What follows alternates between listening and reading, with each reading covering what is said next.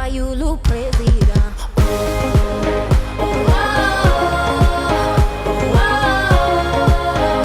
Martin Fayulu.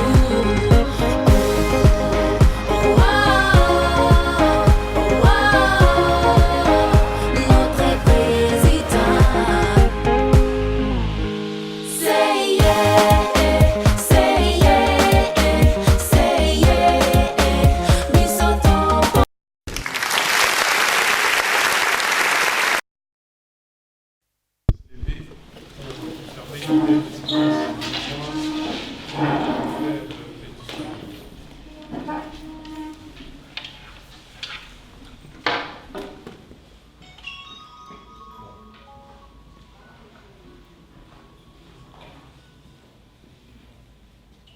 Merci.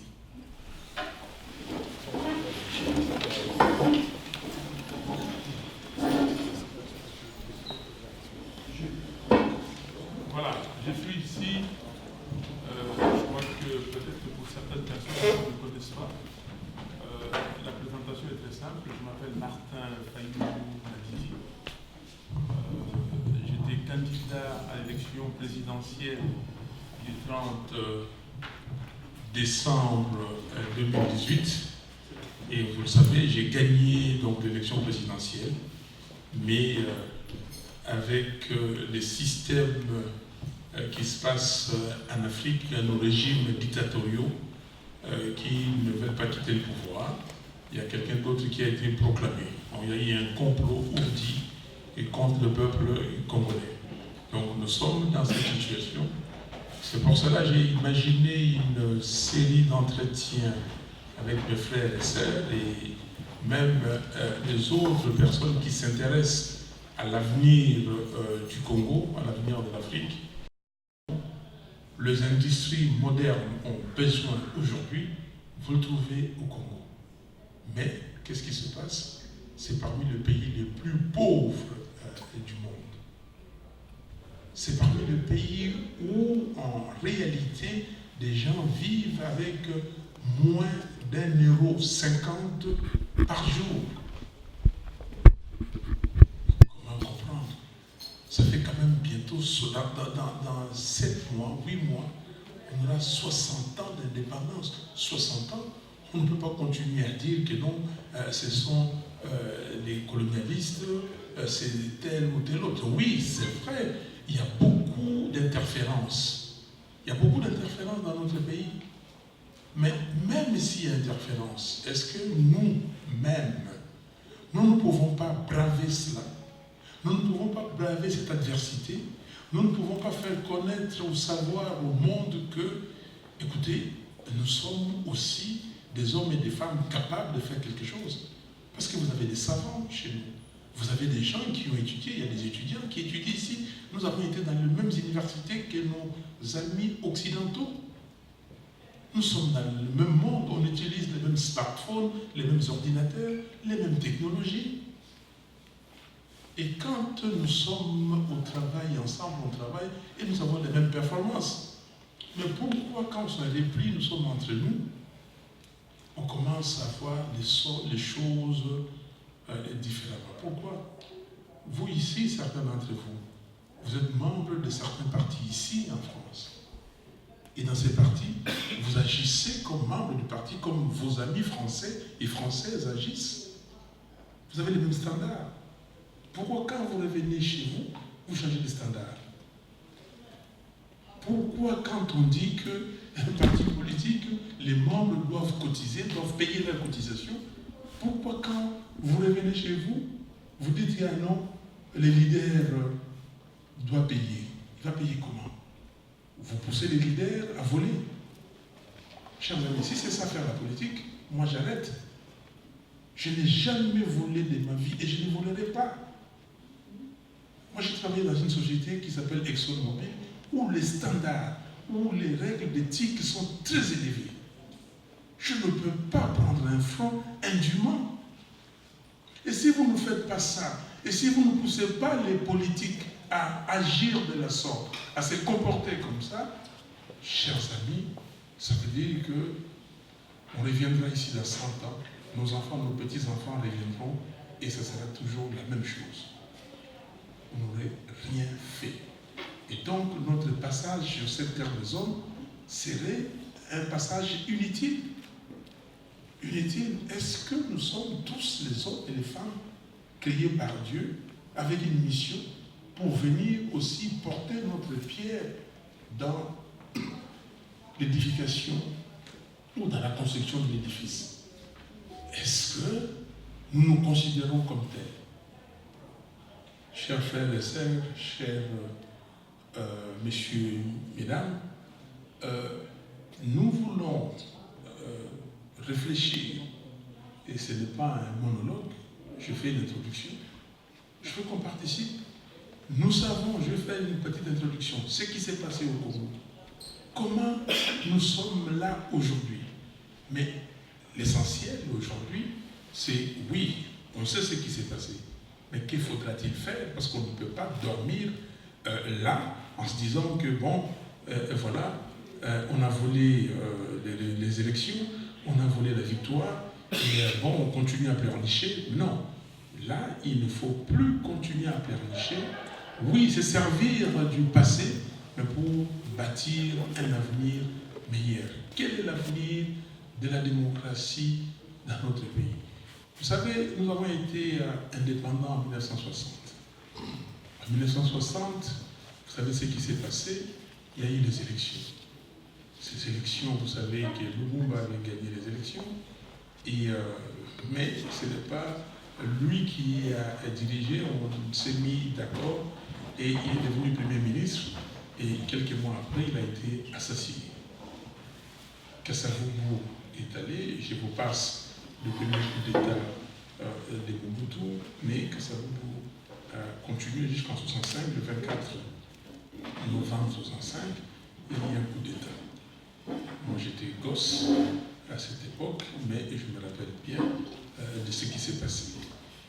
Nous avons évolué avec Mobutu très vite, en 1967, il a institué les MPR, Mouvement populaire de la Révolution, parti unique, qui est devenu après parti État. Donc tous confondés avec ces partis. Et les présidents fondateurs qui étaient les présidents du parti étaient tout. Et donc nous avons vécu cette dictature de Mobutu et finalement c'était impossible, il fallait habiller ça, habiller cette dictature avec des élections. Nous avons eu les premières élections et on a continué avec ces élections où c'était voter vert. Bon, ceux qui sont gosses ici ne comprennent pas, c'était voter vert ou voter rouge. Vert, c'est vous votez Mobutu, rouge, vous ne le votez pas. Mais quand vous allez dans les bureaux de vote, vous allez trouver qu'il y a un seul bulletin vert. Et aussi, les votes étaient obligatoires. C'était obligatoire, il fallait voter. Quand vous votiez, on remplissait un papier, donc vous devez montrer que vous avez voté. Donc, nous sommes arrivés à cette situation jusqu'en 1900, vous savez, 83, quand Etienne Tshisekedi et ses amis ont décidé d'écrire à Mobutu une lettre, c'est-à-dire les 13 parlementaires qui ont critiqué le système, que ça n'allait plus, il fallait changer les choses. Et là, ça a commencé, l'embryon de protestation, jusqu'à ce qu'il y a eu la perestroïka en Union soviétique, et ces mouvements, le mur de Berlin est tombé, et puis les mouvements ont commencé aussi en Afrique. On a eu au Bénin la conférence nationale souveraine, on a eu au Congo-Brazzaville une conférence nationale, et nous aussi, au Congo, on a eu notre conférence nationale souveraine. J'étais très jeune, je n'étais pas très jeune, j'étais jeune, et à l'époque, j'étais membre de cette conférence nationale. Et Mobutu a dit, on convoque une conférence constitutionnelle, et nous avons dit, on y va, et quand nous sommes arrivés, nous avons décrété que c'était une conférence nationale souveraine. Et à l'issue de cette conférence nationale souveraine, nous avons élu un Premier ministre qui devait avoir tout le pouvoir et cohabiter avec Mobutu. Et c'était Etienne Tshisekedi. Tshisekedi Premier ministre, mais ça n'a pas marché. marché très longtemps. Mobutu a récupéré les pouvoirs, il a continué, mais il était déstabilisé. Etienne Tshisekedi fort, la contestation était là, nous étions dans les rues régulièrement sous la dictature de Mobutu, et rappelez-vous, le 16 février 1992, quand nous avons exigé la réouverture de la conférence nationale souveraine avec les catholiques, et ça, j'avais un enfant, un bébé, et ma femme est là, je vais vous la présenter après.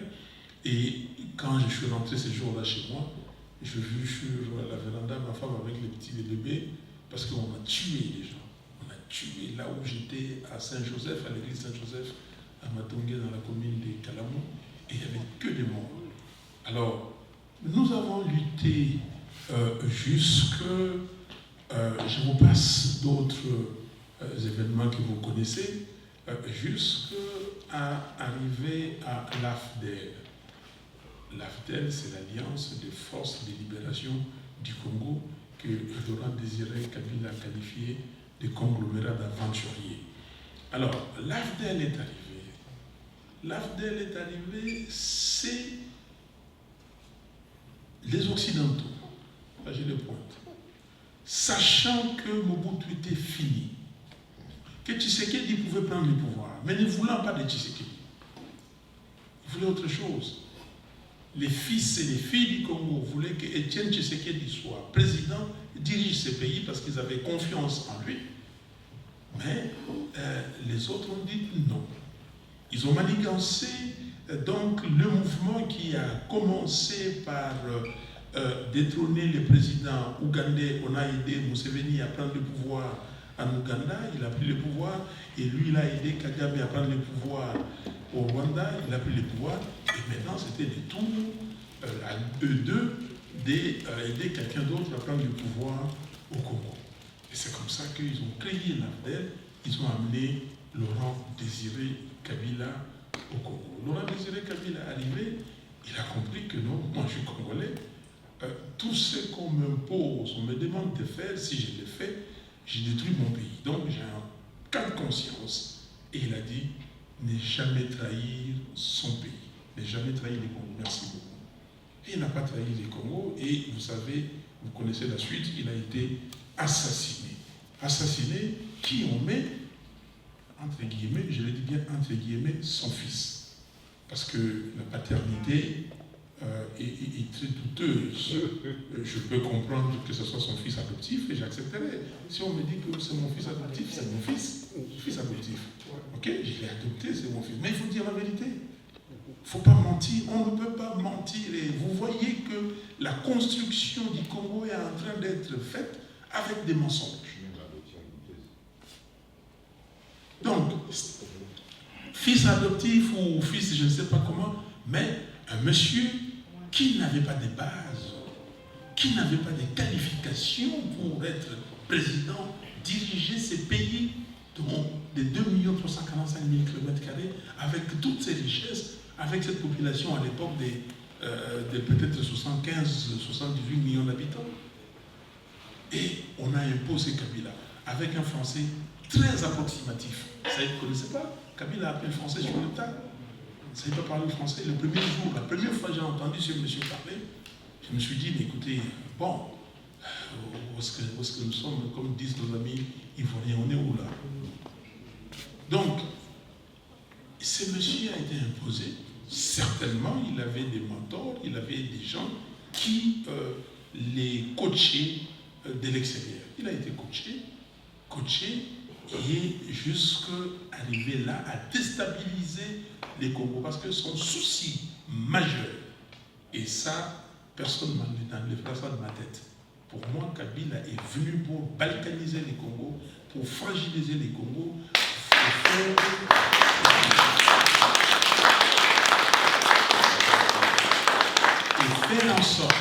et faire en sorte que ceux qui peuvent prendre les morceaux, il y a un plan maléfique contre les Congos.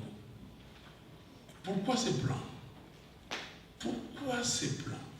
Je vous ai dit que j'ai travaillé dans une société qui s'appelle ExxonMobil, mais je ne suis pas à l'origine ExxonMobil. Je suis à l'origine Mobil, héritage Mobil. Mobil qui à l'époque était la troisième compagnie pétrolière du monde, la première étant Exxon, la deuxième Shell, vous pouvez dire. Mais ces deux grandes formations, ces deux grandes sociétés se sont mariées pour faire un grand ensemble.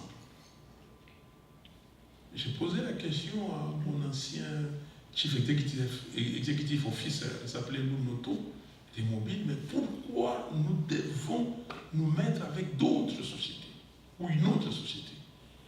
Il m'a dit que c'est le monde qui les commande, la recherche, la technologie, le moyen. Mais nous, les Congos, avec cette étendue, cette surface, avec le nombre d'habitants, avec les richesses que nous avons, on cherche à nous balkaniser. Nous, les Congos, avec des sociétés comme la GICAMIN, qui était une grande société, on a cherché à saucissonner la GICAMIN. J'étais à l'époque à l'Alstom Atlantique, quand je faisais mon entrée à l'IEG. Nous sommes allés dans un séminaire d'intégration. On est parti pour visiter Alstom Atlantique. J'ai vu une très grande société fabriquer les TGV. Et je me dis, tiens, c'est la plus grande industrie que j'avais vue à l'époque. Mais les jours où je suis parti à Kolwezi, j'ai visité les concentrateurs de Kamoto. Je me suis dit, mais tiens, mais on avait des grandes sociétés, la GICAMIN, avec des ingénieurs congolais qui produisaient la richesse. Mais qu'est-ce qui est devenu la GICAMIN aujourd'hui? On a saucissonné. Aujourd'hui, il n'y a absolument rien. Il n'y a absolument rien. Qu'est-ce que ça rapporte à l'État congolais? Pourquoi c'est là? Donc, on a mis ces jeunes hommes, c'est-à-dire Joseph Kabila, je l'appelle comme ça, Joseph Kabila, pour encore déstabiliser les Congos, pour arriver à cette fin de fragilisation afin de balkaniser et d'imploser les Congos. Et aujourd'hui, nous sommes presque là. Et c'est pour cela qu'il faut résister. Nous sommes presque là. Regardez à Rutshuru. Si vous allez à Rutshuru, qui habite là-bas aujourd'hui à Rutshuru?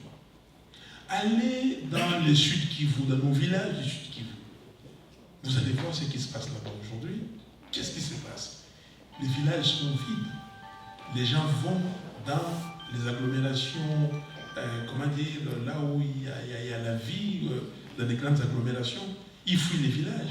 De peuple, on fuit les villages pour que demain les gens viennent récupérer ça. Allez à Walikale. Walikale, c'est j'appelle ça province, c'est un territoire extrêmement riche. Vous avez tout.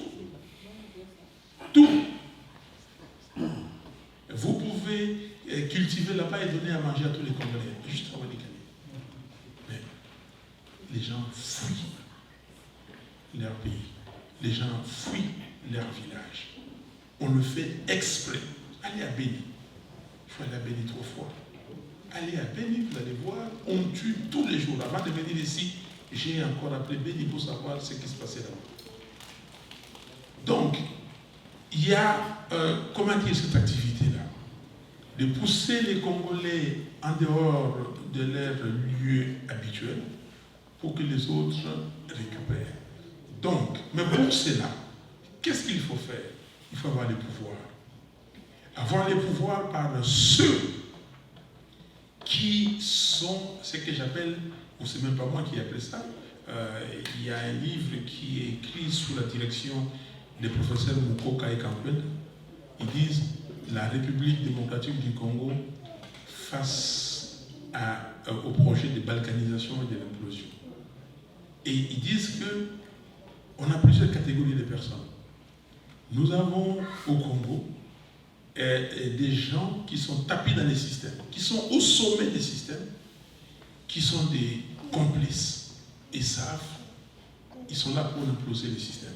Mais nous avons aussi des Congolais, nous-mêmes Congolais, mais qui sont des pions. Nous sommes des pions. Nous sommes des pions, soit naïfs, et soit des pions conscients qu'on nous utilise avec l'argent. C'est l'argent. Et on vous donne, comme on dit à Lingala, des des miettes. On vous donne avec des miettes, on vous achète parce que vous êtes incapable de résister à l'argent, parce que vous êtes incapable de combattre et de dire voici la vision que j'ai, voici ce que je vais promouvoir. Donc on a mis ces gens-là et qui sont là pour déstabiliser les Congo. Mais comme le monde entier aujourd'hui dit qu'on accède au pouvoir par les élections, et aussi ils se sont adaptés. Ils se sont adaptés aux élections, ils disent que bon, voilà, allons aux élections. Ils ont commencé par Sun City, vous connaissez cet état. À Sun City, on a dit qu'il fallait une constitution sur base de laquelle les Congolais devaient se choisir librement, démocratiquement, souverainement leurs dirigeants. Nous avons eu cette constitution. Et il fallait commencer les élections. Premières élections, côte à côte, entre guillemets, démocratiques, 2006. En 2006, nous avons ces élections. Et ces élections de 2006, c'était au niveau législatif, au niveau des élections législatives, ça s'est passé relativement correctement. Mais au niveau de la présidentielle, c'est Jean-Pierre Bemba qui a gagné, vous le savez tous. Il a gagné, mais on a proclamé Joseph Kabila. Et vous savez ce qui est arrivé après. Et la guerre à Kinshasa entre Bemba, les troupes de Bemba et les troupes de Kabila. Jean-Pierre Bemba a été obligé de partir. Il est parti jusqu'à ce qu'il y ait eu ce que nous savons tous. Et il a passé 10 ans en prison à La Haye. Les Occidentaux nous disent non, c'est pas grave, c'est un processus, continuer, c'est déjà ça. Nous nous sommes dit ok, c'est ça, nous allons continuer, c'est-à-dire ça va aller en s'améliorant. 2011, nous nous sommes organisés pour aller aux élections.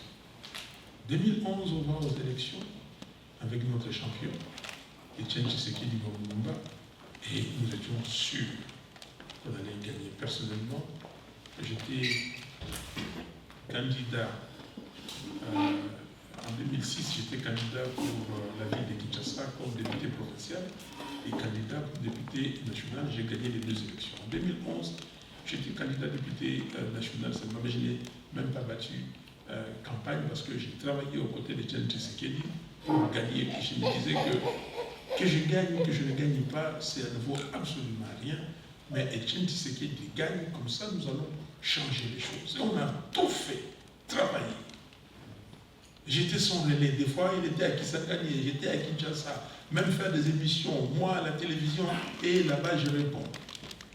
Nous avons battu une campagne, presque sans argent. Mais Tshisekedi a gagné. Arrivé à la proclamation, c'est Kabila qu'on proclame vainqueur. Mais avec la complicité de certains qui sont avec nous, comme des Camérés et tout ça, qui sont venus après. Comment voulez-vous, dans une élection à un tour, une présidentielle à un tour, que vous avez un champion qui s'appelle Etienne Tshisekedi, et vous avez quelqu'un qui est au pouvoir, qui s'appelle Kabila, qui a toutes les finances de la République, comment vous, un 3e, 4e larron, vous pouvez venir fouiner et dire que non, moi aussi je peux, et je viens au nom de l'opposition de l'époque. Est-ce que c'est sérieux ça? Donc, Kabila avait déjà organisé ces gens à lui pour fragiliser l'opposition de l'époque. Mais, malgré tout cela, Tshisekedi a gagné. La proclamation, c'est le nom de Kabila qui vient. Nous avons tout fait pour réclamer la victoire d'Etienne Tshisekedi. Et j'ai discuté avec lui, moi-même, et j'ai conduit une délégation. J'ai dit, président, vous avez déclaré, parce que j'étais en Angleterre, j'étais en France, en Belgique, avec une équipe, pour voir les gens et renvoyer ces gens au Congo pour aller compter, faire les comptages des PV. Et quand je suis rentré, il a décrété qu'il annulait les élections législatives. Je lui ai dit, vous continuez à réclamer l'impérium comme vous l'avez fait, mais laissez-nous, le peu qui ont été proclamés, laissez-nous entrer pour aller combattre Kabila de l'intérieur. Sinon, il va changer la Constitution. S'il change la Constitution, ça sera difficile pour nous. Et nous sommes partis. Le mandat 2011 comme a dit, j'ai exercé, c'était pour ça. Et Dieu merci que nous étions là. On a empêché Kabila de changer la Constitution. Il a tout fait. Alors, à un moment donné, il dit que non, on ne révise pas la Constitution, on change la Constitution. Si on change la Constitution, l'article 70 de la Constitution, dont l'article qui dit que le président de la République est élu au suffrage universel direct pour un mandat de 5 ans renouvelable une seule fois. Et j'insiste, une seule fois. C'est-à-dire que si on renouvelle cette fois-ci, donc tu as fait 2 mandats, vous avez fait 2 mandats, vous ne pouvez plus revenir. Mais si vous faites un mandat et que là vous êtes battu, vous revenez, vous faites un mandat et c'est fini. Donc vous ne pouvez faire que 2 mandats. Comme aux États-Unis, Barack Obama, et aujourd'hui, je crois qu'avec sa popularité, s'il revient, il peut peut-être être élu, mais il ne peut pas, la Constitution l'en empêche. Comme au Congo. Kabila ne pourra plus jamais revenir être candidat parce que la Constitution l'empêche. Donc il a tout fait pour changer et nous aussi, nous avons fait comme on dit à l'égard de Télémélier. Donc on s'est mis devant lui, on a dit nous vous bloquons, vous ne passez pas. Et là, il a compris que c'était impossible. C'était impossible. Et la communauté internationale nous a aidés dans cette campagne-là. Et finalement, la communauté internationale, fatiguée de lui, parce que certainement, ce qu'il avait promis qu'il devait faire, il n'a pas fait, et ils étaient fatigués de lui, on dit que non, il doit partir. Mais nous avons dit à la communauté internationale, partir c'est bon, mais ce n'est pas la ligne rouge Kabila parte. La ligne rouge que le système Kabila doit partir. Le système Kabila. S'il met quelqu'un d'autre, et cette personne vient, et elle est élue par la population, ça c'est le peuple, c'est la souveraineté du peuple, nous on n'a rien à dire. Mais pour nous, il va mettre un pantin, et ce pantin, il sera un faire-valoir qu'il va utiliser à souhait pour continuer à exercer le pouvoir, et nous faisons tout. Et pour cela, le peuple nous a demandé, à nous, d'avoir un seul candidat. Avant, on disait candidat unique, le peuple a dit non. Appelons ça candidat commun. Donc nous tous. Et le peuple a chanté, s'il vous plaît, ne nous trahissez pas. Il faut un seul candidat, parce que nous tous, nous serons derrière ces candidats, et Kabila ne pourra pas passer. Et ce que nous avons fait à Genève le 11 novembre 2018. Nous étions tous là. Et tous, nous étions à 7. Sur les 7, il y a 3 qui étaient disqualifiés par le régime Kabila parce qu'ils pensaient qu'ils étaient ses ennemis. Ils ne voulaient vraiment pas le voir. C'était Jean-Pierre Bemba, Adolphe Muzito et Moïse Katumbi. Il les a disqualifiés. Mais nous nous sommes restés ensemble, nous nous sommes dit, nous allons à 7. Mais à 7 et préalablement, nous nous sommes dit, écoutez, on doit être juste. Nous 4 qui sommes restés, nous devons être justes envers les autres. Et pour être justes, si nous prenons le mandat, les candidats, pardon, si les candidats communs est élu, et ce candidat va écourter son mandat. Ce mandat doit être de 24 mois minimum et de 36 mois au maximum. Nous faisons ça pour que nous faisons des réformes. Après avoir fait des réformes, nous appelons aux élections réellement démocratiques, sans influence des Kabila. Et là, nous allons, appeler les gens, et tout le monde, tout celui qui veut, sauf Kabila bien sûr, parce qu'il est frappé par la Constitution, il vient, il pose sa candidature et nous allons librement. Voilà ce que nous nous sommes dit. Et nous avons signé un document en disant, voilà, nous avons appelé ça la Convention de la Mouka de Genève, Et nous avons signé, nous avons retranscrit tout ça.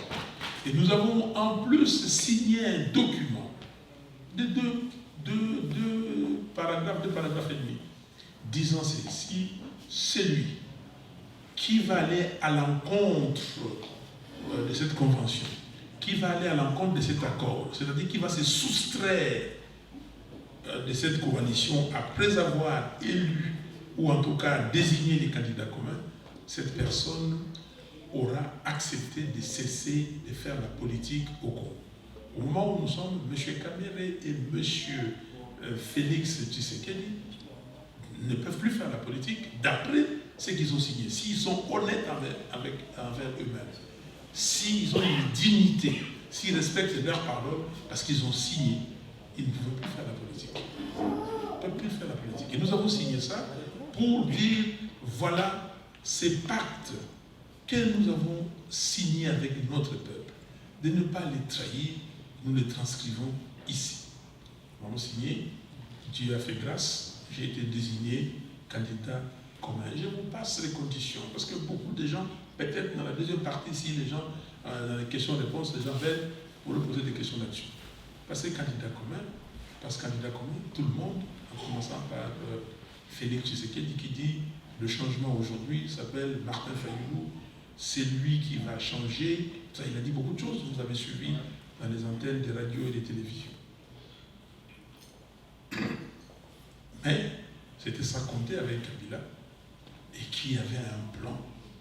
Et ce plan, parce que sachant que lui, son dauphin ne pourra pas gagner, et le lendemain, Félix Tshisekedi et Vital Kamerhe se sont soustraits de cette coalition. On a dit beaucoup de choses. J'entends des gens dire « Ah non, il y a eu un complot contre Félix à Genève. » Non, totalement faux. Pas de complot. Messieurs, mesdames, je peux vous dire, nous sommes dans la salle parce que Félix et moi, nous étions dans cette coalition des gens qui étaient beaucoup plus soudés, on était vraiment ensemble. Et nous nous sommes mis d'accord qu'il faut un candidat commun. Et si nous n'arrivons pas par consensus à avoir un candidat commun, il faudra le faire par tirage au sort. J'ai proposé qu'on fasse le tirage au sort et les gens, les amis ont accepté.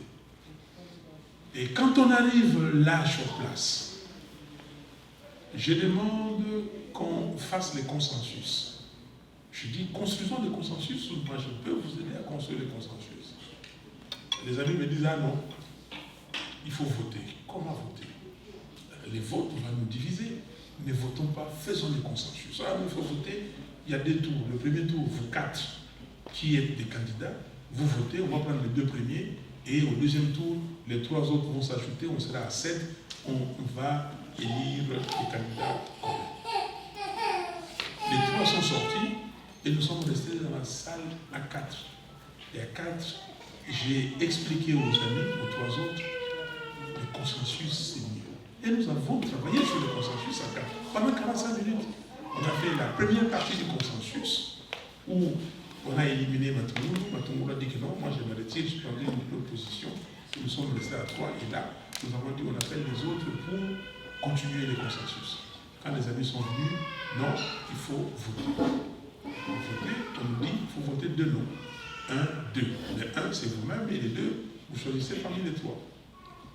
Donc, c'était des choses qui se sont faites dans les règles de l'art sous la direction de la fondation Kofi Annan. Donc, les amis se sont soustraits. Nous sommes allés aux élections. Aux élections, vous avez vu la campagne, et le peuple a fait son choix.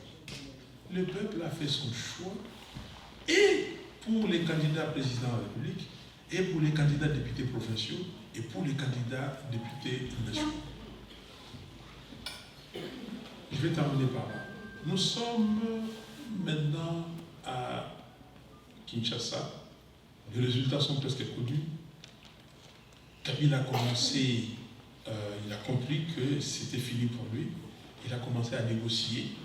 Et nous sommes à l'hôtel du Fleuve à Kinshasa, avec toutes les délégations des observateurs et les chefs de la délégation de l'Union africaine. C'était l'ancien président malien Jokunda Traoré.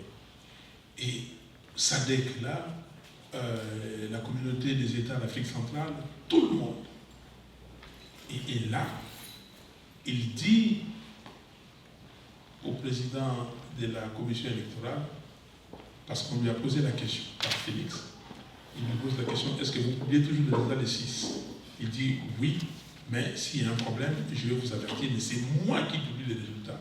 Et non la MONUSCO, non plus la conférence épiscopale, la CENCO, c'est moi. Et le président Djokounda Traoré, qui était en face de lui, dans une petite salle de 12 mètres carrés, et il dit, Monsieur le Président, regardez-moi yeux dans les yeux, nous savons qui a gagné. Nous savons qui a gagné. Donnez-nous la personne qui a gagné. Et vous ne faites pas n'importe quoi, sinon nous allons parler. Et je l'ai dit ici, vous enregistrez, vous pouvez aller demander au président Djokounda Traoré. Et après, il m'a appelé, président, pour me dire, nous connaissons le résultat. On n'avait pas gagné avec 52, 55 et tout ça, mais avec une marche énorme. Donc c'est ça le résultat. Et M. Nanga, bravant tout, ne respectant pas la loi, parce qu'on s'était convenu qu'il allait utiliser la machine à voter, mais que le résultat proviendront des comptages manuels de procès-verbaux. Pendant que les gens étaient en train de compiler les procès-verbaux, M. Nanga a publié les résultats des élections législatives provinciales, qui étaient prévus d'être publiés une semaine après la publication de la présidentielle. Et Dieu merci, l'ambassadeur de Grande-Bretagne, la Grande-Bretagne, c'était la seule ambassade qui était accréditée comme observateur. Pendant qu'ils étaient dans la salle pour regarder les résultats, il a appris qu'on a annoncé les résultats. Et c'est comme ça que l'Occident a compris que non, c'était une farce. C'était une farce. Et donc, on a publié des résultats que personne. Et pour la présidentielle, la conférence épiscopale nationale du Congo avait reçu des fonds des pays occidentaux et formé des gens, et ils avaient des résultats, avait appelé les ambassadeurs pour leur donner des résultats. Et Dieu merci, quand les jeunes gens de la commission électorale ont vu que M. Kabila et Nanga voulaient s'amuser à proclamer autre chose, ils ont fait fuiter les résultats. Vous savez, les résultats, Financial Times, Le Monde, RFI, TV5 Monde et tout ça, et un journal sud-africain. Ils ont fait fuiter. Et ces résultats étaient presque concordés avec ce que la CENCO avait donné. Et avec les nôtres, moi j'ai les nôtres parce que nous avions, 220 000 témoins.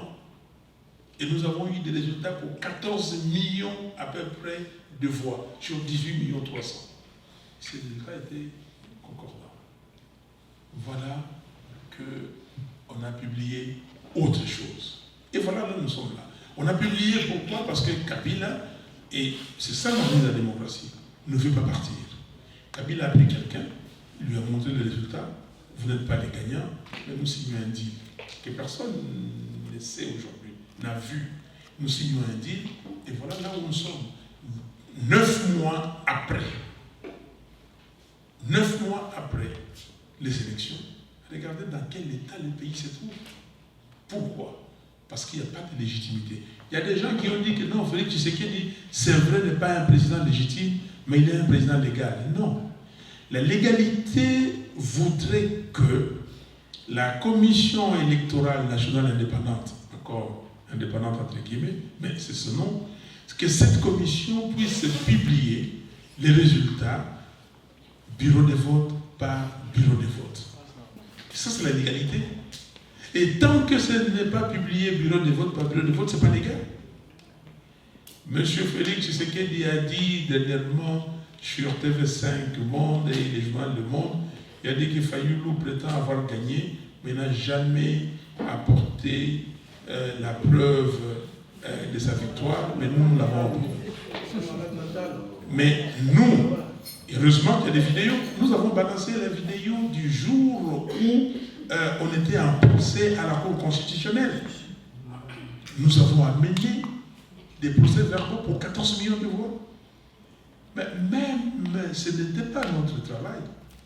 La loi dit que la commission électorale doit donner une copie des procès-verbaux à la Cour constitutionnelle.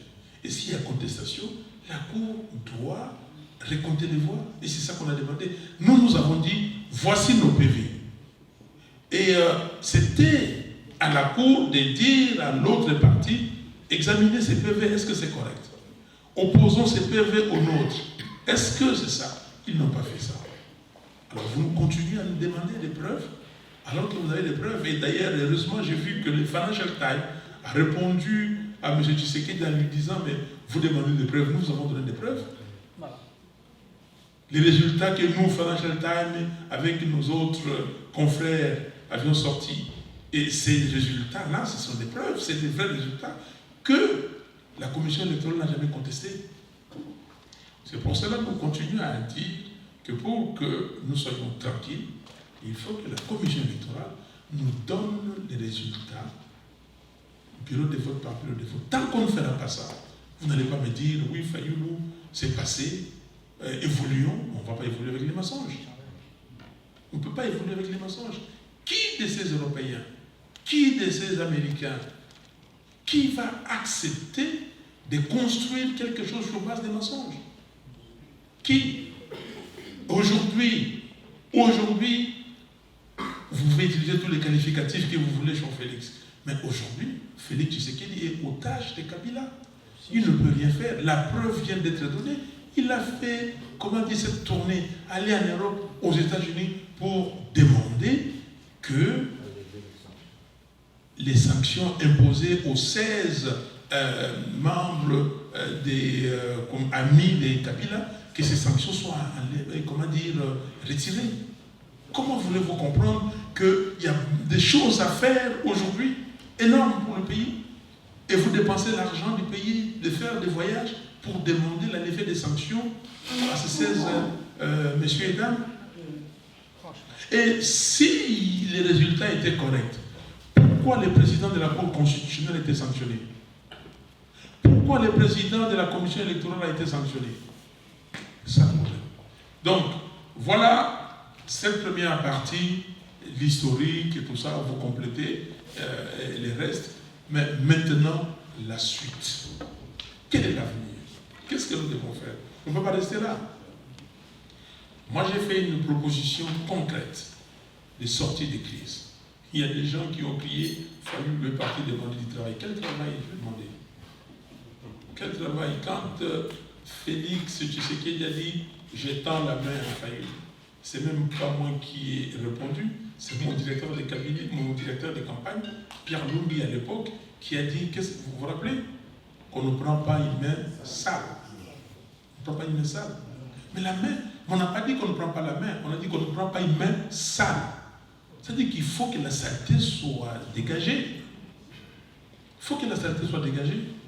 Donc, et pour qu'on progresse, on évolue, nous disons ceci. Il faut la vérité des gens. Il faut que la volonté du peuple congolais soit respectée. Et pour que la volonté soit respectée, il n'y a que deux choses. La première, c'est de prendre tous les procès-verbaux, de les compter. Et la deuxième, si ce n'est pas possible, de refaire les élections.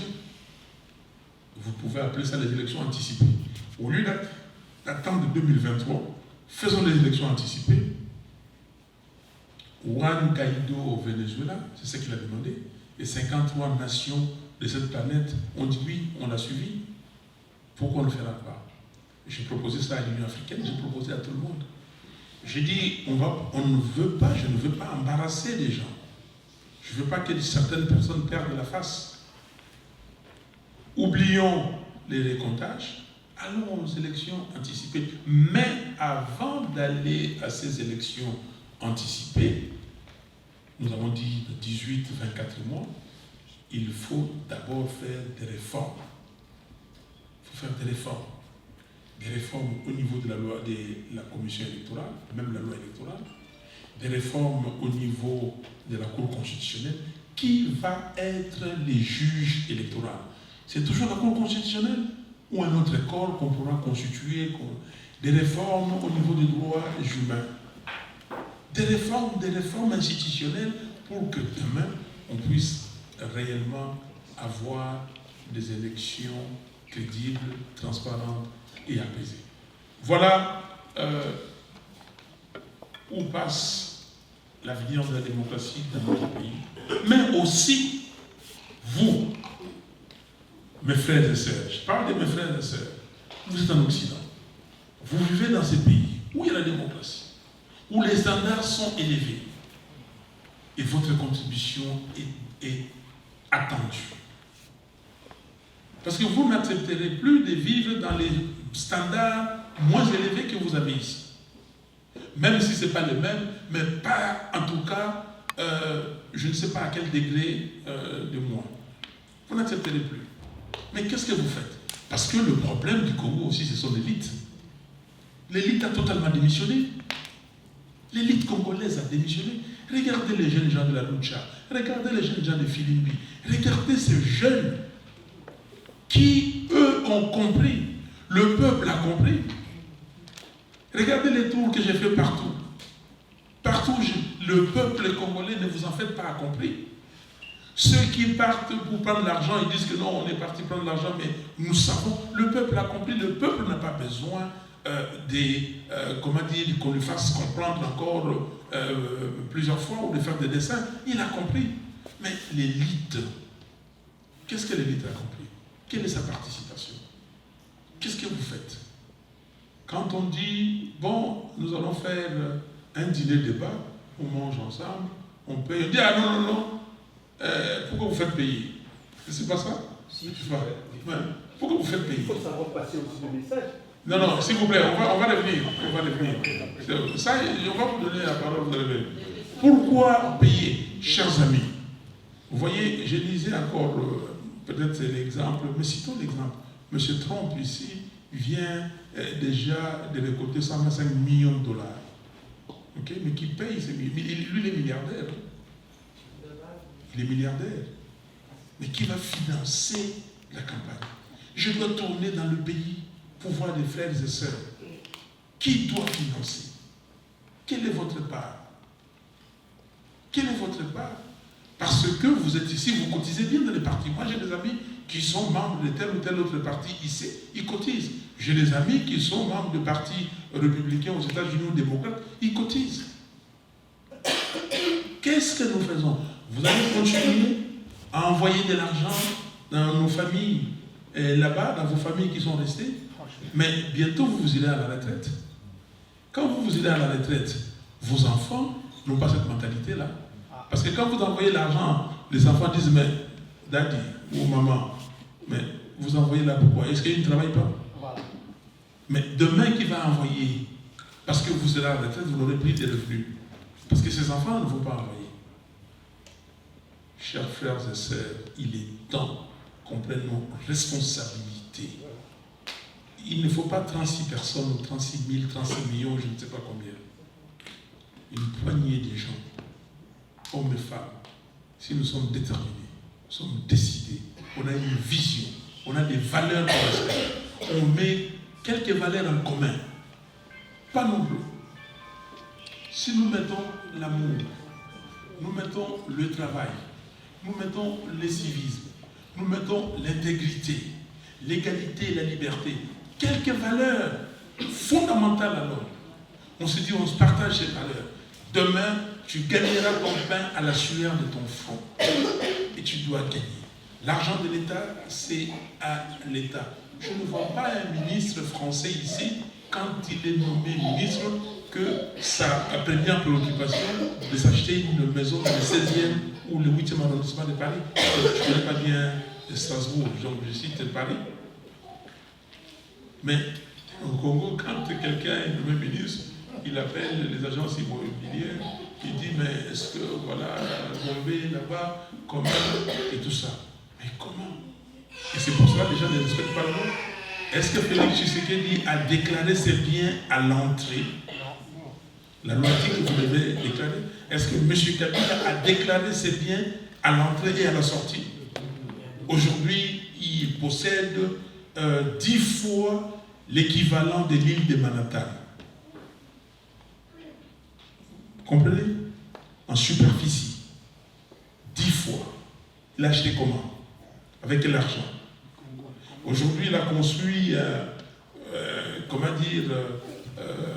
des manèges à quelques kilomètres de Kinshasa, où on dit que c'est évalué à chaque fois combien de millions de dollars.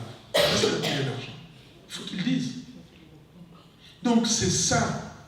Et si la politique est soutenue par le peuple, et là, ces peuples seront comptables, ou ces politiques seront comptables, ils se diront, mais écoutez, le peuple m'a voté, il m'a donné son suffrage, et il m'a financé la campagne, et il a fait tout, et moi, je dois le faire. Mais si les gens attendent que quelqu'un vienne de Kinshasa avec des millions pour saupoudrer, pour donner, vous avez tout faux.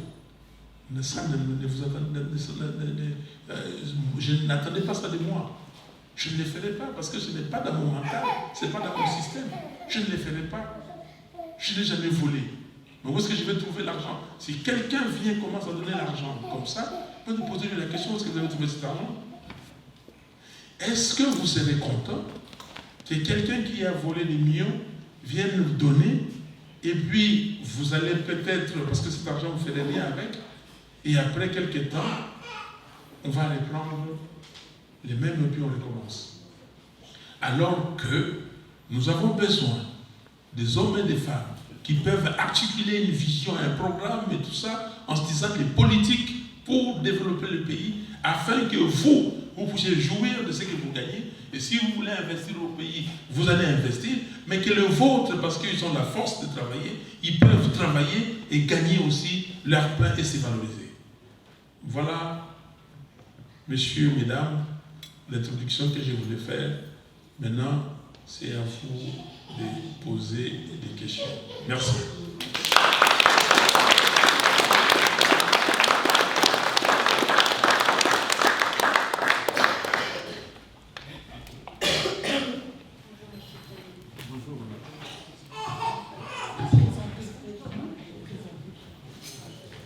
Vous m'entendez? Oui.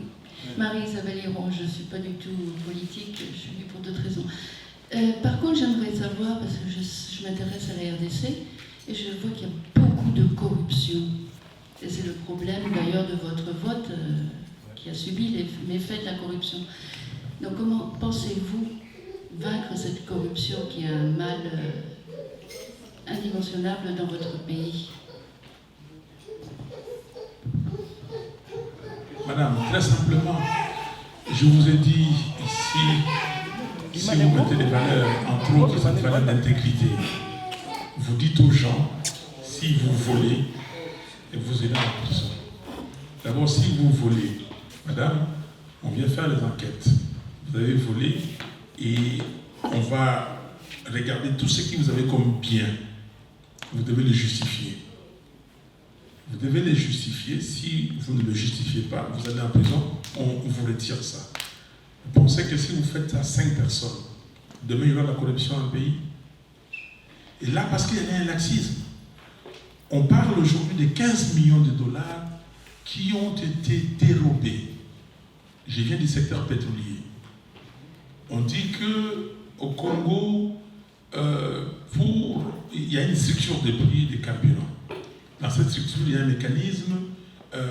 Quand les prix augmentent, les prix à l'importation ou les taux d'échange, il faut augmenter les prix. Quand on n'augmente pas, il faut trouver un mécanisme de compensation. Les pétroliers accumulent, on doit les payer. Et puis on dit on sort 100 millions. Mais l'État n'a pas les 100 millions. L'État demande à une banque de pouvoir sortir cet argent au profit des pétroliers. 100 millions.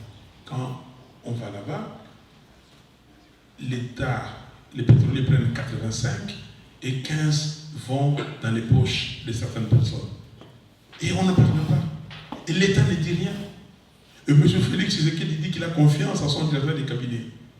Mais il y a des gens qui ont été pointés. L'inspection des finances a commencé des enquêtes. On a déjà fait sortir des rapports. Donc là, il faut arrêter avec l'impunité. Si les 15 millions là, si les auteurs étaient punis, je peux vous garantir que les gens vont réfléchir deux fois. Si vous ne punissez pas, vous ne pouvez pas arrêter la corruption. D'accord, mais par rapport au résultat du vote, vous n'avez pas obtenu raison. C'est dû à la corruption. Tout Quand à vous fait. voyez les juges ou autres de l'administration qui sont eux-mêmes corrompus, ne vont pas arrêter leur corruption. C'est un cercle infernal. C'est le cercle. Vous avez raison, il faut casser ce cercle. Mais comment voulez-vous dire à quelqu'un qui s'en met plein les poches, excusez-moi l'expression, que du jour au lendemain il se mettra plus dans les poches? Il faut être honnête. Vous avez entièrement raison. Mais vous êtes face à un monstre difficile à abattre. Vous dites que c'est une monstre difficile à abattre. Je peux comprendre que ce n'est pas une génération spontanée. Et c'est pour cela que nous disons qu'il faut des réformes. Quels seront les juges demain? Ou quels seront les niveaux auxquels nous allons soumettre, le juge électoral? Est-ce que ce sont les juges de la Cour constitutionnelle ou un autre corps?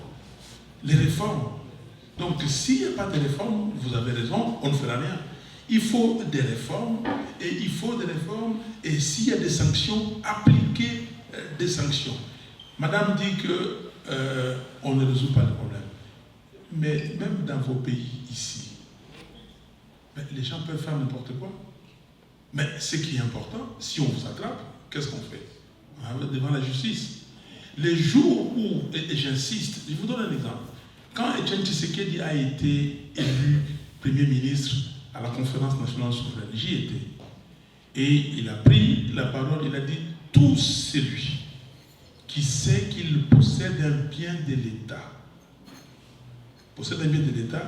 mais pas par des moyens honnêtes. Il a pris ça par des moyens détournés, que demain, véhicules, tracteurs et tout ça, qu'il les dépose au palais du peuple. Mais le lendemain matin, tous les parkings du palais du peuple étaient remplis de voitures de l'État. Vous vous rappelez?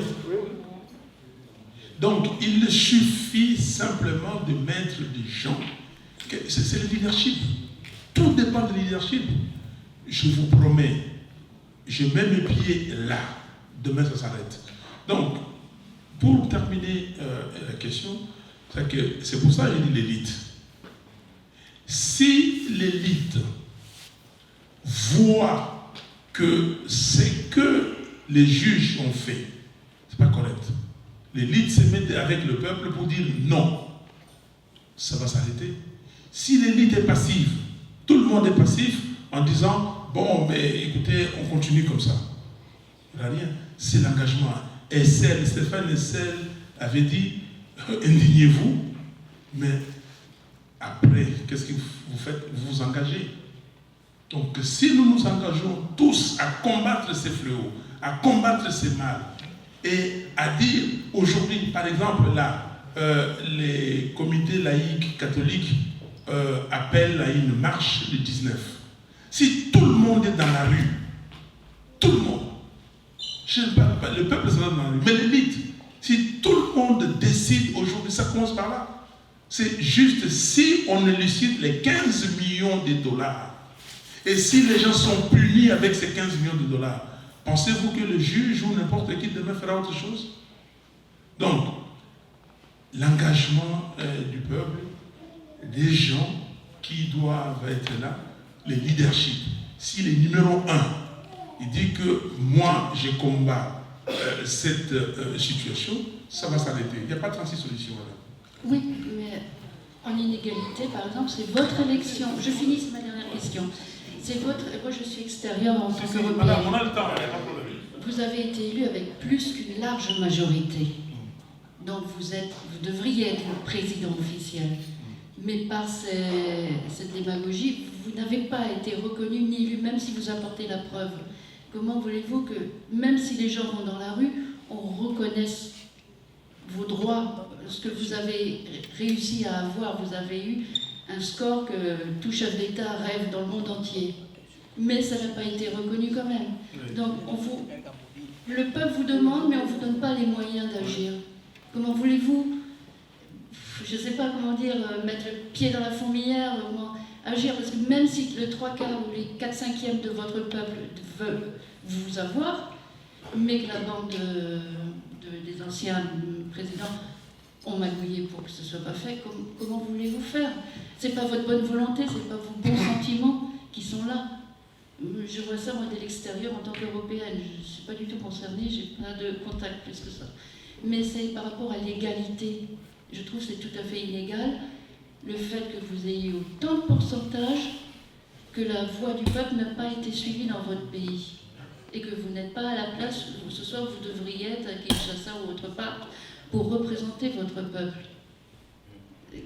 Par ça, je veux dire, Kabila, toute l'équipe de Kabila, je connais personnellement aussi, ne vous laisseront jamais passer. Vous leur faites peur. Oui, non, mais ce n'est pas eux qui ont le dernier mot. Là, je suis d'accord avec vous, et c'est là le rôle de la communauté internationale. Si la communauté internationale n'avait pas joué un jeu, comment dire, je ne sais pas comment les qualifier, on ne serait pas là.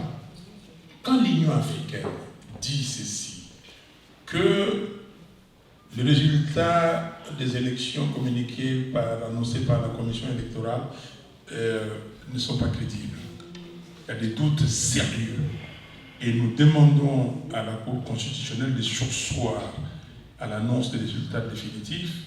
Nous dépêchons une mission de haut niveau, je cite, pour faire asseoir toutes les parties prenantes sur une même table pour trouver un compromis, une solution. Si on avait suivi ça, on arriverait à quelque chose. Quand le ministre français des Affaires étrangères, Jean-Yves Le Drian, dit que c'est Martin Fayulu qui a gagné l'élection présidentielle, il sait pourquoi il le dit. Il représente un gouvernement. Quand Monseigneur, à l'époque, aujourd'hui Cardinal Ambongo, dit que c'est Fayulu qui a gagné les résultats, il sait, il a donné. J'ai vu les ambassadeurs. Donc, si la communauté internationale avait dit, écoutez, faites ce que vous faites, mais nous ne reconnaissons pas ce gouvernement. C'est ce que moi j'ai dit. Moi, je ne le connais pas, Félix Tshisekedi comme président du Congo. Je ne le connais pas. Et croyez-moi que beaucoup de Congolais, parce qu'ils ne parlent pas, mais ils parlent, vous leur posez des questions. Jean-Pierre Bemba était à Kisangani hier, et les gens ont dit, vous avez vu la foule, les gens ont dit qu'ils ne reconnaissent pas Félix Tshisekedi comme président. Félix Tshisekedi ne peut pas réunir les gens que nous réunissons s'il ne paye pas l'argent. Malgré qu'il paye, il ne réunit pas. Il était comment dire, là où il était à Bukavu, et était à Beni, mais à coup d'argent, on appelle les femmes des militaires pour aller là-bas. Donc, vous avez totalement raison. Parce qu'il le faut, j'ai discuté avec les gens de la communauté internationale, j'ai discuté avec la mission des Nations Unies au Congo. J'ai discuté, je dis que, mais qu'est-ce que vous faites? Vous n'aidez pas les Congos. Vous n'aidez pas les Congos. Parce que là, aujourd'hui, 10 mois après, il n'y a absolument rien. 9 mois après, il n'y aura rien. Il va patauger. Donc, vous posposez les problèmes. Donc, aujourd'hui, tout le monde, donc toutes les nations, et puis des justices et des paix, doivent aider les Congos à sortir de cette situation. Je pouvais vous dire que le peuple pouvait lui-même le faire, mais le peuple congolais, des fois, a une notion de vie ou de mort qui est un peu compliquée.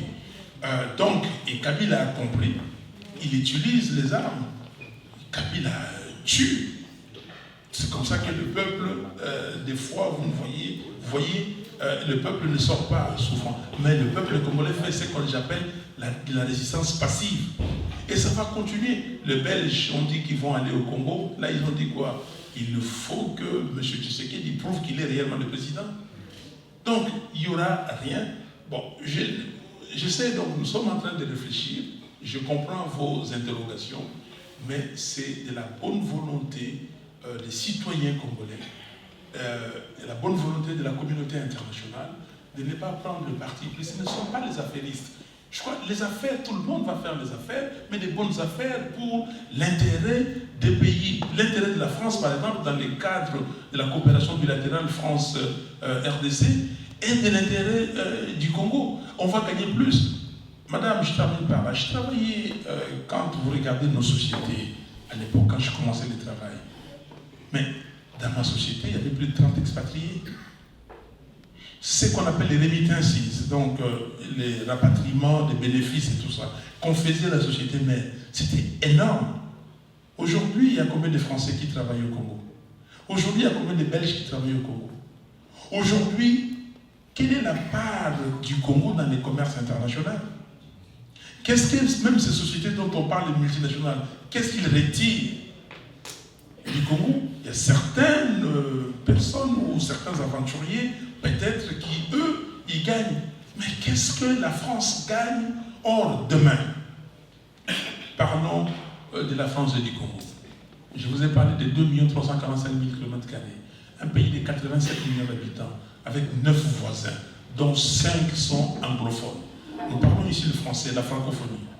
Vous avez un pays fort comme l'Angola, qui est lusophone.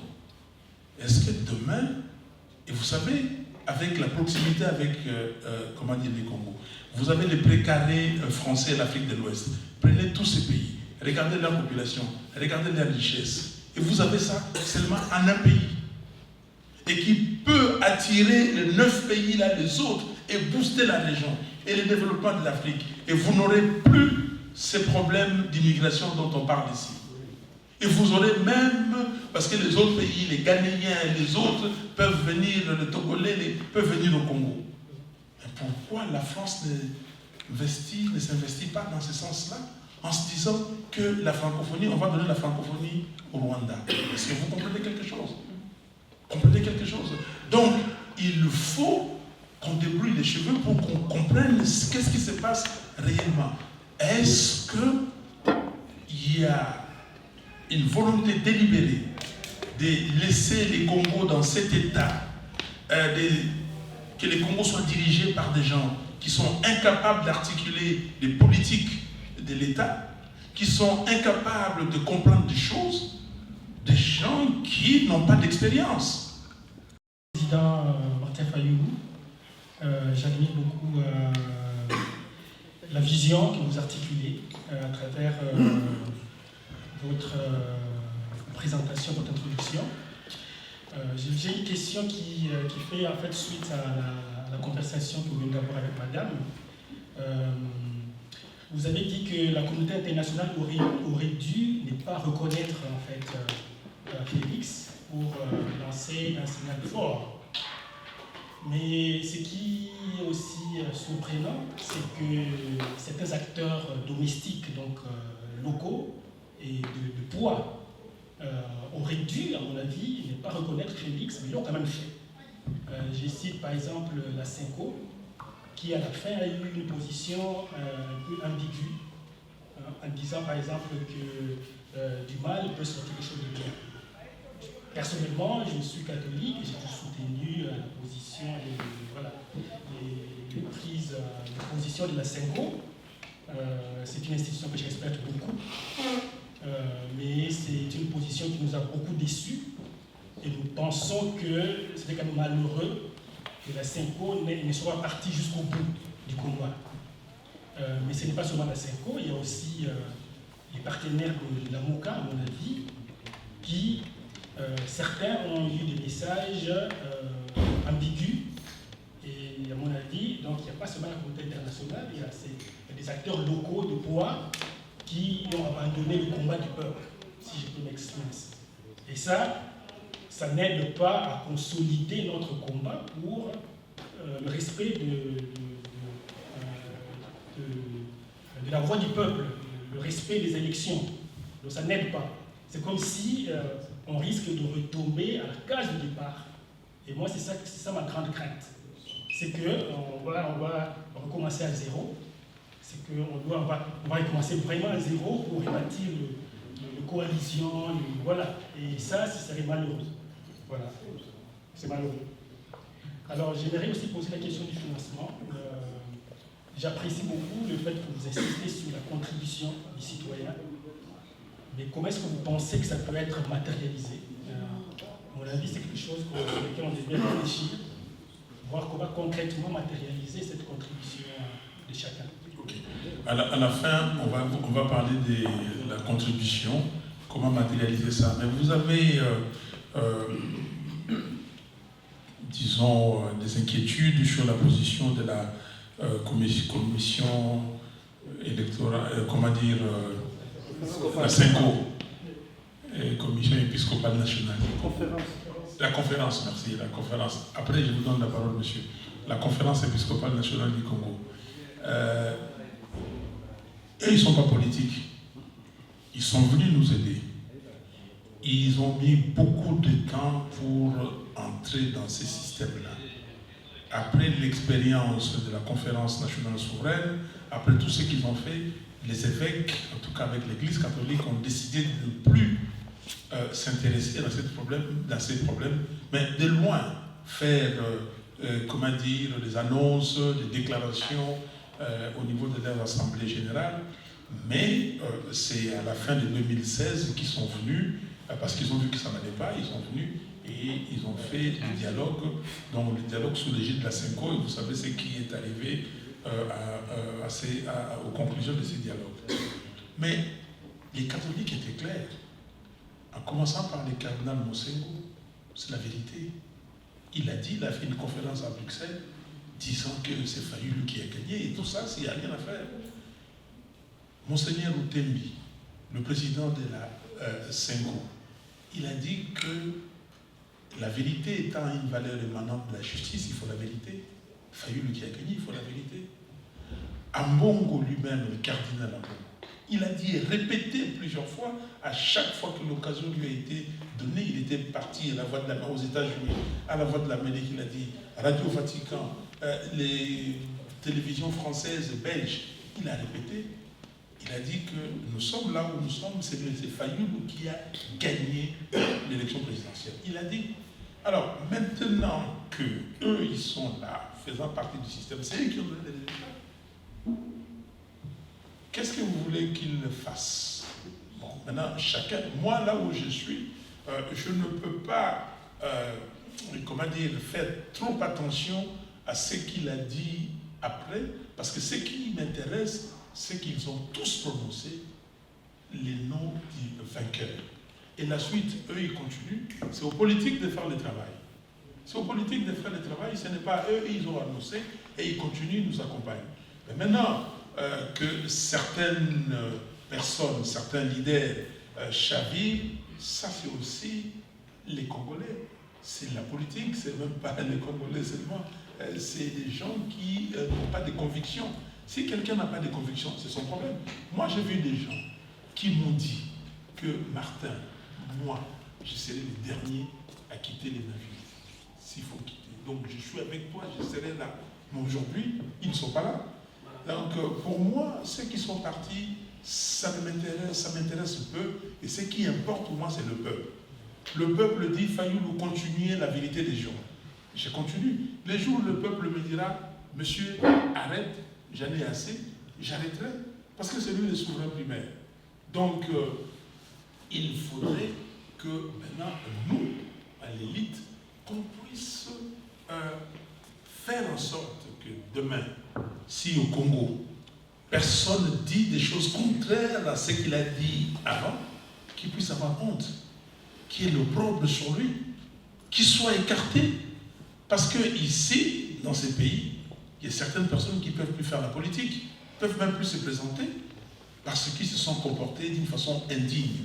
Et chez nous, vous voyez les gens se comporter d'une façon indigne, et pour eux, ça ne veut absolument rien dire. On reviendra sur la deuxième question, sur le financement à la fin. Oui, monsieur. Non, monsieur.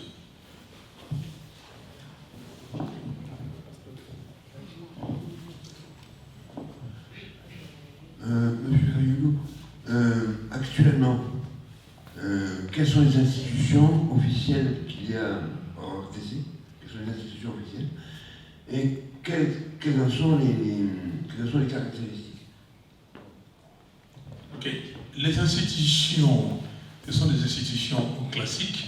Dans notre constitution, il est dans les titres 3 de notre constitution de l'organisation et de l'exercice du pouvoir. Il est dit que vous avez le président de la République, vous avez les gouvernements, vous avez les pouvoirs législatifs et vous avez les pouvoirs judiciaires. Donc, vous avez ces institutions-là qui sont occupées. Vous avez le Parlement avec 2 chambres, l'Assemblée nationale et le Sénat. Ceux qui sont là-bas, ils sont aussi illégitimes parce qu'à l'Assemblée nationale, ce sont pour les 500 membres à l'Assemblée nationale. La plupart n'ont pas été élus. Et au Sénat, ils sont élus au second degré par les députés provinciaux. Les députés provinciaux eux-mêmes, ils ont été proclamés. On a appelé des gens. Vous savez, il y a des gens qui parlent aujourd'hui, qui disent que nous sommes telle force, telle force. Mais on les a appelés pour dire, monsieur, vous avez eu 5 députés ou 10 députés. On peut vous donner plus, on vous donne 20 de plus. Vous pouvez donner les noms. Ça s'est passé comme ça. Donc, ces députés provinciaux, c'est eux qui ont élu les sénateurs. Mais les sénateurs ont payé. Tout le monde s'est reconnu des notoriétés publiques qu'il y a des gens, des députés provinciaux qui ont reçu des individus 40, 50, 100 000 $ pour voter. Donc il y a le Sénat. Et à ce niveau, ça c'est le niveau national. Président de la République, vous avez le gouvernement national, vous avez l'Assemblée nationale, vous avez le Sénat. Et après, vous avez un deuxième niveau, c'est le niveau provincial. Au niveau provincial, vous avez les gouvernements de province. Vous avez d'abord l'Assemblée provinciale. Et les membres de l'Assemblée... Pardon? Comme en Allemagne, oui. Vous avez l'Assemblée provinciale, et ces membres de l'Assemblée provinciale, qu'on appelle les députés provinciaux, élisent un gouverneur de province. Le gouverneur de province a des prérogatives, en tout cas, ce gouverneur provincial a des prérogatives qui sont contenues dans les articles 203 et 204 de la Constitution, ou 204 et 205. Donc, et il y a des responsabilités partagées avec les pouvoirs centraux et il y a des responsabilités exclusives. Donc, quand vous avez... Pardon? Oui, oui. Donc, et maintenant, vous avez les gouvernements, l'Assemblée provinciale, vous avez les gouvernements provinciaux à la tête avec un gouverneur de province, et maintenant, il y a encore des pouvoirs plus bas des assemblées locales, mais à ce niveau, il n'y a pas encore eu élection. Merci. Déjà, merci, M. Fayoulou, pour le travail que vous faites sur la vérité des urnes. Ça, vraiment, c'est presque un travail sacré pour moi, en fait. Bon, ma question, c'est celle-ci. Pour moi, Congolais, qui avait tant prié à Dieu pour que j'ai M. Fayoulou comme président, mais Dieu m'a donné Félix. Dieu m'a donné Félix.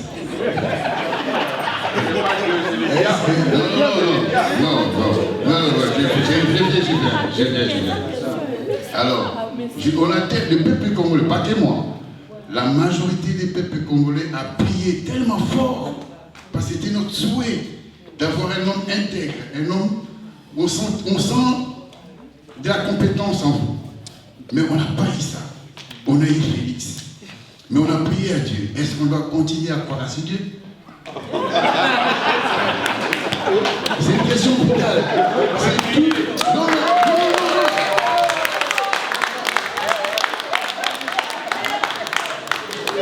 Non, en fait, on ne peut pas sous-estimer ça. Je parle peut-être un peu terre à terre, mais le problème, c'est trop profond.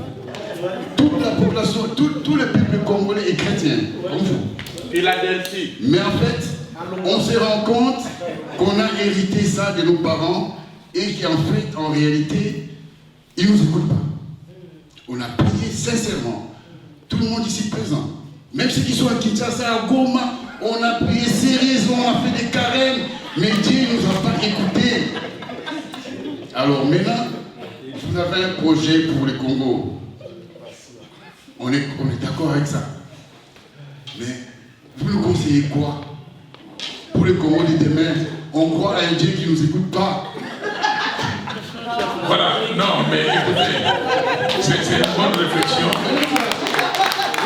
Non, écoutez, c'est une bonne réflexion. Il faut continuer à croire à ces dieux-là. Ça fait 5 siècles qu'ils ne nous écoutent pas. Non. Et vous le savez. Ils nous écoutent. Ça fait 5 siècles qu'ils ne nous écoutent pas. Et vous le savez. Vous n'avez pas nous donné un avenir à croire à des choses. Jésus viendra. Voilà. Ça fait 5 siècles, M. Fayoulou. 5 siècles qu'on est chrétien. Ça fait 5 siècles ou 6 siècles qu'on est chrétien. Ils ne nous écoutent pas. Ouais, c'est bon, j'en ai. Voilà, est-ce que vous savez, mon frère, comment vous appelez? Je m'appelle Jean-Pierre. Je suis le bon balle. Non, mais attendez, je voulais simplement pour vous appeler. Jean Boutou, cher ami, mais si vous êtes croyant, est-ce que vous savez si c'est Dieu qui a permis ça pour démasquer les gens qui ne sont pas avec le peuple? 5 siècles. Non, ce n'est pas 5 siècles, mais les combats continuent. Mais nous sommes là au bout du tunnel. Moi, je verrai la vraie démocratie au Congo, je vous le jure. Nous sommes là. On va gagner. Et c'est pour cela, les gens qui se disent, mais tu n'es pas fatigué, est-ce que tu n'es pas abattu? Mais je vais être abattu comment?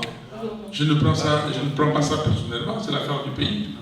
Moi, j'y travaille. Si je pensais que c'était une affaire où je vais gagner de l'argent et tout ça, non. Je ne fais pas ça pour gagner de l'argent, pour gagner de la notoriété, parce que je ne suis rien par rapport à ces pays, par rapport à ces 87 millions d'habitants. Mais ça peut être aussi, si vous êtes croyant, une expérience par laquelle Dieu nous demande de passer pour que demain, vous puissiez vous dire que wow, cette démocratie, on l'a eue avec beaucoup de difficultés. Vous êtes ici, de Strasbourg, ici, vous avez l'Allemagne à côté, la France et l'Allemagne. C'est l'axe France-Allemagne. Vous savez comment cette relation aujourd'hui est privilégiée au niveau de l'Union européenne. Vous connaissez l'histoire. Donc, est-ce que ce n'est pas ça, si vous êtes croyant, mais quand je dis on est croyant, Dieu a déjà fait. Dieu ne fera pas 2 fois. Mais maintenant, c'est nous qui sommes ici sur terre. Parce que Dieu a fait, il nous a donné les coltans. Ce n'est pas vous qui avez donné ça. Il nous a donné l'or, le cuivre, les cobaltes, le manganèse. Vous prenez tout le tableau de Mendeleïev, vous l'avez au Congo. Il nous a donné le sol et le sous-sol. Aujourd'hui, nous avons le même sol que la Zambie. Mais le maïs, pour qu'on consomme au Katanga, ça provient de la Zambie. Pouvez-vous comprendre ça? Donc, maintenant, c'est nous qui devons faire les choses. Laissez Dieu de côté. Continuez à prier pour qu'il te protège, mais qu'il te donne le souffle de vie et qu'il te donne la santé. Peut-être aussi. Mais peut-être il le prie, il exagère parce qu'il est oisif. Non, je suis d'accord avec vous. Je suis d'accord avec vous. Non, s'il vous plaît, je peux vous dire, si vous allez dans n'importe quelle commune de Kinshasa, vous mettez un panneau, vous dites qu'ici, on est en train de chercher des gens pour le travail, pour l'emploi. Ok? Vous aurez... les gens vont travailler. Les gens vont travailler pour 5 € par jour. Les gens travaillent. Ils cherchent du travail, mais il n'y en a pas. Alors, maintenant, peut-être... c'est pas, comment dire, une blague. Mais je dis, non, je suis d'accord avec vous, mais c'est peut-être aussi le fait d'aller prier comme ça empêche les gens d'aller dans les banditismes. Ok? Alors maintenant, demain, si vous donnez de l'emploi aux gens, ils vont travailler et ils vont prier quand il faut prier. Ok? Dieu n'a pas dit prier 24 heures sur 24. Dieu n'a pas dit ça. Et même les prêtres eux-mêmes, le pasteur sérieux, ne demandent pas aux gens de prier 24 heures sur 24. Mais c'est à nous de prendre conscience que nous avons un pays avec tout et que personne ne nous donnera quelque chose. Personne ne nous laisse pas. Mais on doit arracher La liberté s'arrache. Le développement, c'est nous. Le développement ne va pas être importé de quelque part. On va dire que allons à l'aéroport de Njili et puis le développement est arrivé, on va accueillir le développement. Non, c'est nous qui devons faire. Et vous, que chacun de nous, et un président américain avait dit ça, que chacun de nous se pose la question, qu'est-ce que j'ai fait pour que cela arrive? Vous, qu'est-ce que vous faites? Lui, moi, nous tous. Et puis après, vous allez commencer à critiquer ceux qui ne le font pas et les pousser à le faire. Mais il faut réfléchir.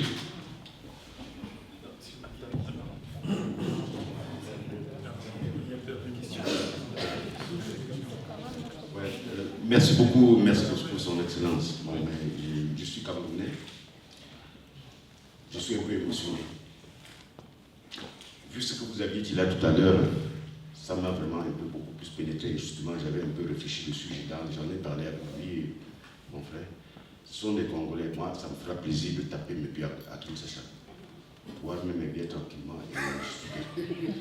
Mais je suis un peu désolé dans le sens que la question que je voulais un peu en poser, c'est que les pays dictateurs qui sont maintenus par des Occidentaux au pouvoir, qu'est-ce que vous m'en parlez, disons, de la diaspora, puisque vous aviez parlé tout à l'heure de la diaspora?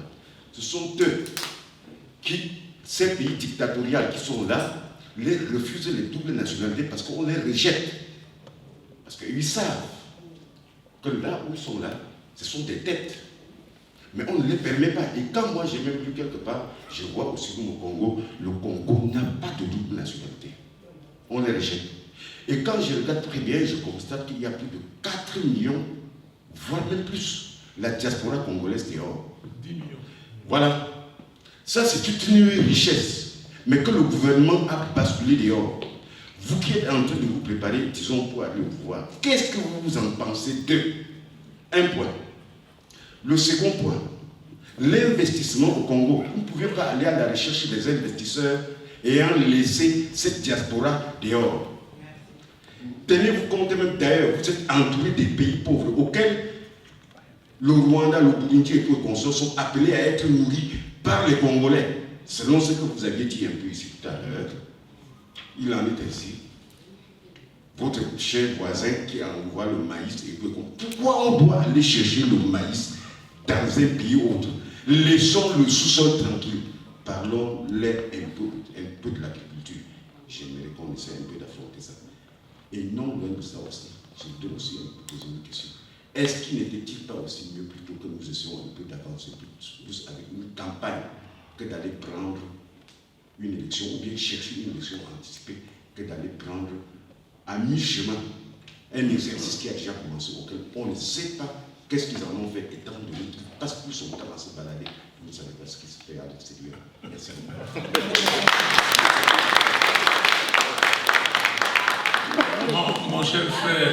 Mon cher frère, c'est Camerounais. Vous savez, si vous regardez, j'ai mon programme ici. Le chapitre 30 s'intitule « La diaspora au cœur du redressement ». Ok, et du Congo. Et je crois beaucoup à la diaspora. Et pour moi, cette question de double nationalité, c'est réglé ici. Je suis pour la double nationalité. C'est réglé ici, mais il ne faut pas non plus négliger le point de vue de nos compatriotes, surtout ceux, nos compatriotes de l'Est.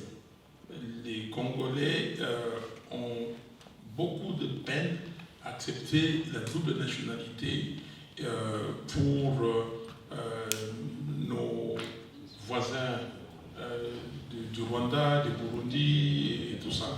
C'est pour cela que nous avons dit, écoutez, il faut aller par palier, étape par étape. Nous ouvrons la double nationalité dans un premier temps, sauf le 9 pays limitrophes du Congo. Donc nous avons 9 voisins. Comme ça, il n'y a pas comment dire, des confusions possibles, il n'y a pas d'exclusion pour tel pays visé. Non. On dit que nous avons des enfants ici qui ont fait des grandes écoles, qui ont besoin d'être français et congolais, Il va s'essayer là-bas.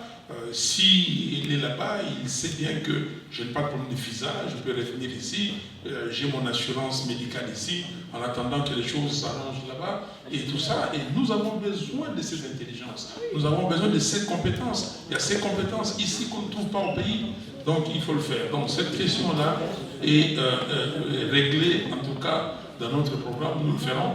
Nous avons discuté, je suis parti au Kivu essentiellement discuter avec les populations parce que vous ne pouvez pas prendre des politiques et imposer aux gens. J'ai discuté avec les frères et sœurs et je crois que c'est accepté. On va le faire dans ce sens-là.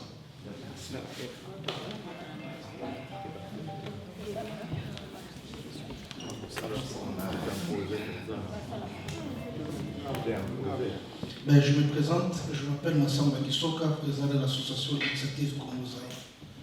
D'abord, je dois commencer à vous dire, Monsieur le Président, l'idée de dîner débat, ce n'est pas que les Strasbourgeois, les Congolais de Strasbourg ont refusé, c'est un problème de communication et de la circulation de l'information. Ma question est celle-ci. En 2006,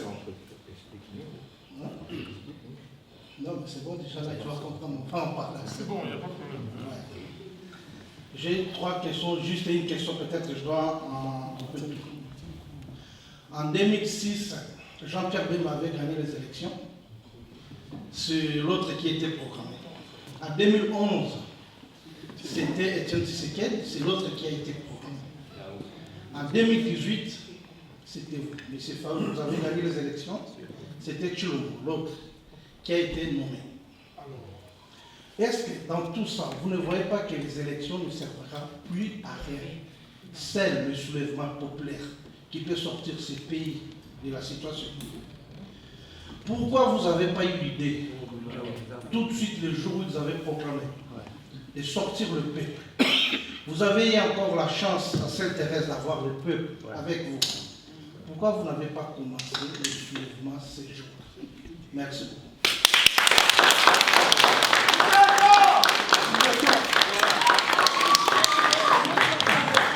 C'est peut-être ce que Madame voulait dire en insistant sur sa question, mais je me disais que au fil du temps, on va arriver à ça. Les combattants vont se lever. Et que quand elle disait, mais qu'est-ce qu'il faut faire parce que vous avez fait ça et vous pensez, et vous dites le soulèvement populaire. Mais le soulèvement populaire, c'est le peuple. Quand le peuple se soulève, personne ne peut venir dire non à ces peuples-là. Mais moi, donner l'ordre, comme vous dites le 20 par exemple, ou le 10 janvier, je ne pouvais pas le faire. Sinon, c'était irresponsable. Pourquoi irresponsable? Et j'essaie, écoutez, je serai aujourd'hui certainement à La Haye. Les gens sont hypocrites. Je n'ai pas peur, s'il vous plaît, je n'ai pas peur de la prison, je n'ai pas peur de ça, je n'ai même pas peur de mourir. Vous savez, quand il faut aller, j'ai reçu une balle ici, vous savez. J'ai été tabassé comme du poisson pourri. Et le 24 octobre 2011, quand ils m'ont tabassé, ils ont dit que non, laissez-les partir. Là, il va aller mourir. Mais je suis là. Quand ils m'ont tiré une balle dessus, ils pensaient que j'étais, mais je suis là. Non, ce n'est pas ça. Le problème, il faut être responsable. Je connais l'état d'esprit de M. Kabila. S'il vous plaît, suivez ce qui s'est passé à Kikwit. Vous savez ce qui s'est passé à Kikwit? À Kikwit, quand on a annoncé les résultats, les gens sont sortis. Ok? Ils sont sortis déjà là, d'eux-mêmes. Personne n'avait demandé, mais ils ont été tués comme des bêtes de somme. Ils ont été tués. Et c'est ce que Félix aujourd'hui utilise pour dire que le tribalisme. Mais il a tort, on va aller loin. Parce que je lui ai demandé, on va continuer. Il va dire, sortir la liste, parce que moi j'ai été là-bas. C'est ceux qui sont morts là-bas. Il n'y a aucun des frères, aucune des sœurs Louba qui a été tuée. C'est l'armée qui est sortie, qui a canardé les gens.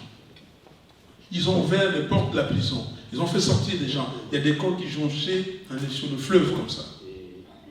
Donc, ils attendaient que je dise sortez. Ok? Qu'ils tuent. Parce que si j'avais donné le mot d'ordre, ces gens qui sont morts là, qui quittent, on allait mettre sur mon dos.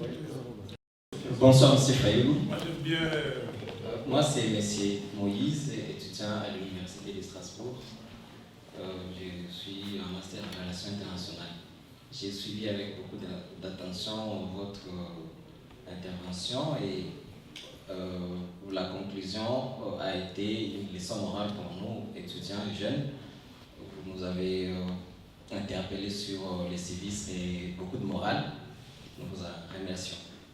Vous nous avez en même temps dit que voilà, nous évoluons en Occident et nous avons un standard que nous vivons ici, qu'on aimerait apporter chez nous demain. Ma préoccupation est simple. Je voulais en même temps savoir quelles sont vos relations avec certaines personnes que nous vous voyons tout le temps ensemble, notamment M. Adolphe Nzito. Vos relations avec monsieur comme comment il s'appelle là? Non. Boketu. Voilà, parce que tous sont des avis à côté. On est étudiants, on essaie d'observer, nous avons des standards. Mais à un moment donné, on se demande on est où. Voilà. C'est quelle qualité de personne. Voilà. Par les passés, vous avez eu à condamner l'enrichissement illégal dont a bénéficié M. Monzito. Ouais. Mais aujourd'hui, on a comme l'impression que c'est votre compagnon de voilà, du premier plan. Alors, on ne comprend plus, on se demande, mais c'est quoi cette géométrie à double variable? D'un côté, dans les discours, il y a une bonne morale, il y a un bon message, mais dans le fait, on ne comprend pas. Donc, si vous pouvez nous expliquer un peu, voilà, la nature des relations que vous entretenez avec toutes ces personnes-là. Okay. Merci. Dans le même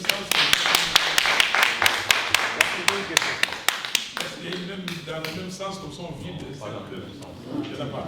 Ok. Mes chers frères, vous savez, nous sommes en politique et nous sommes dans la vie. Hier, j'étais avec Félix Tshisekedi, j'étais avec Vital Kamerhe, j'étais avec beaucoup d'autres, José Makila et les autres qui sont partis. Nous sommes en politique et dans la coalition de la Bouka, quand le peuple nous a dit mettez-vous ensemble.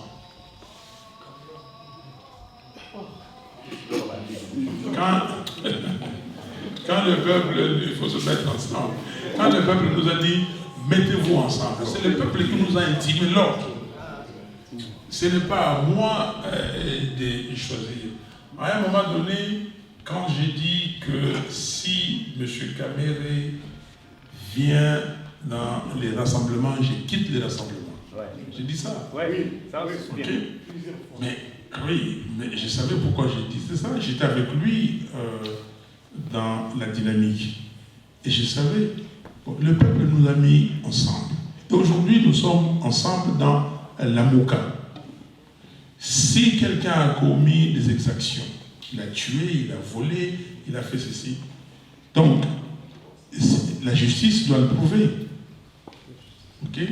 Si la justice le prouve, la justice le condamne. Ça, c'est la justice. Aujourd'hui, nous sommes arrivés là par la volonté du peuple congolais qui a dit que vous tous mettez-vous ensemble. Vous parlez de Boketu. Boketu, c'est un combattant. Fayoulou président.